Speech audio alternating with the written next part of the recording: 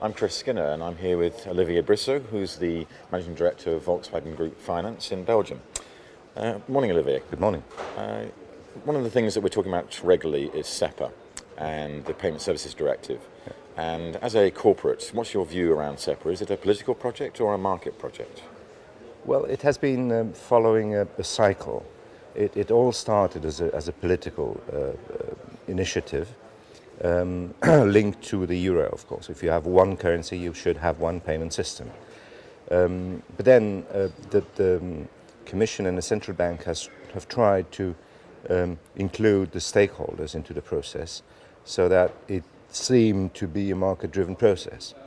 But now we see that it is a bit lagging behind the agenda, and I have the feeling that the authorities, say the Commission and the Central Bank, would like to take the lead back. And so now we're probably in a stadium where you can talk about co-regulation or co-whatever between the public side and the stakeholders. And in particular, it's taken a long time to get to where we are today, but SEPA direct debits are being launched in November. And that has had quite a few issues with multilateral interchange fees and cross-border structures. Yeah. How do you think SDDs should be priced and sold? It's a very difficult question because it's priced in different countries in a different way. So, as you know, there's in France and some other countries you have the multilateral fee. In some other countries like Germany you have formally, nominally no fee, but you have repair fees that are charged whenever the direct debit cannot be executed. So different models around, and the question is, the fundamental question is really, is the CMF which is offered now to the consumers and the users of payment systems in Europe, is it worth being paid for?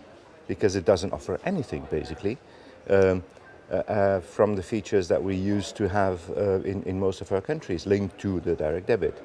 So the question is more for me, how would you price the AOSs? Because we will need AOSs, because the basic CMF Plus is just, the basic CMF is just probably too short to meet the requirements of the users. So we suggested already, we as users and as European Association of Corporate Treasurers, we suggested a CMF Plus, so whereby you could check the mandate, you could check the quality of the debtor. Well, you would ask your bank, of course, to do it. And then I think it would be fair to say that this part of the service should be paid for by the user or by whoever wants to have that additional feature, and so on. So you can have CMF plus, depending on the different AOSs you want to have, and then you would be ready to pay for that AOS. It means great transparency, of course, what we all users want to have in the area of payment systems: efficiency and transparency. I have a slight problem myself with AOS, and the problem I have is that I thought the whole idea of SEPA and the Payment Services Directive was to create one integrated Europe, and yet AOS creates 27 different versions of direct debits, for example, doesn't it? No. When I speak about AOS, should be AOS for everybody, so the same AOS for all the community. If you start having local AOSs, of course you have mini SEPAs, and this is not the aim of the game, you're right. So when I speak about AOS, it should be an AOS which is implemented throughout the zone. Yeah. Okay, so I guess if you looked at the zone longer term, how do you see the landscape for harmonisation in the longer term?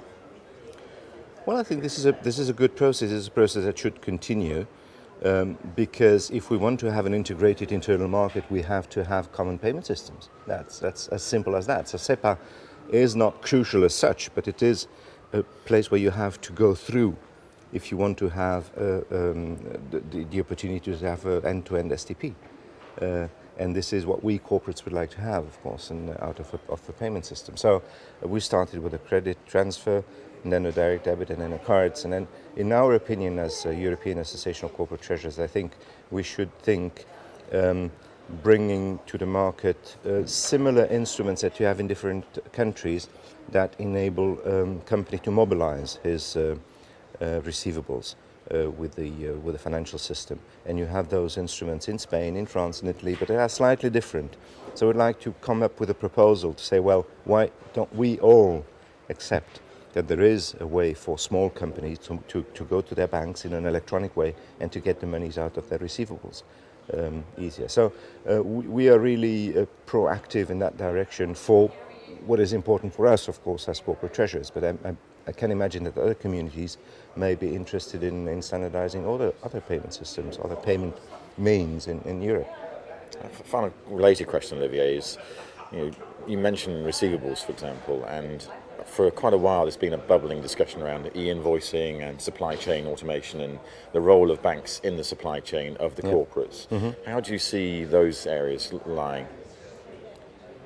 It is especially important now that the credit is very tight. Everybody realizes that having a good working capital management is essential. So all the chances that a company has to get that better in their hands should be taken. Whether the banks have a crucial role to play in the process, this is left behind. I think some banks do think that they have a crucial role to play within the process and have all sort of applications that are available to a customer for collection and treating the receivables. Some others are a bit more discreet on that area, but you have other companies that are coming in the market and proposing services linked to your efficiency in terms of management of working capital. So I think we have to go towards that, enhancing this process because it's probably where the monies lie for the corporate treasurers. It's in between the process, right? So I think this has a nice future.